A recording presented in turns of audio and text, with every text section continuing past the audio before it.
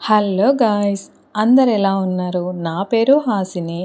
ఈరోజు నేను సాఫ్ట్ చపాతీ ఎలా తయారు చేసుకోవాలి అనేది చూపిస్తాను. గోధుమ పిండి తీసుకోవాలి, కొంచెం ఉప్పు, కొంచెం నూనె వేసుకొని బాగా కలిపి కొంచెం కొంచెం నీళ్ళు బాగా కలుపుకోవాలి. అలాగే కొంచెం కొంచెం నీళ్ళు పోసుకుంటూ చపాతీ పిండిలాగా కలుపుకోవాలి. కలుపుకున్న తర్వాత దాన్ని ఒక 10 నిమిషాలు రెస్ట్ ఇవ్వాలి. రెస్ట్ ఇచ్చిన తర్వాత 10 నిమిషాల తర్వాత మళ్ళీ ఒకసారి ఆ పిండిని బాగా కలుపుకొని చపాతీ పిండిని ముద్దలుగా చేసుకొని ఆ ముద్దల్ని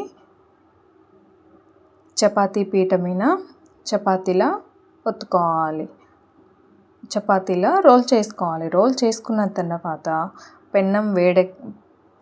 గ్యాస్ వెలిగించి గ్యాస్ మీద పెన్నం పెట్టి పెన్నాన్ని వేడెక్కనివ్వాలి. వేడెక్కిన పెన్నం మీద చపాతీ రోల్ చేసుకున్నాం కదా, ఆ రోల్ అనేది వేసి బాగా కాలనివ్వాలి. రెండు వైపులా బాగా కాలిన తర్వాత కొంచెం ఆయిల్ వేసి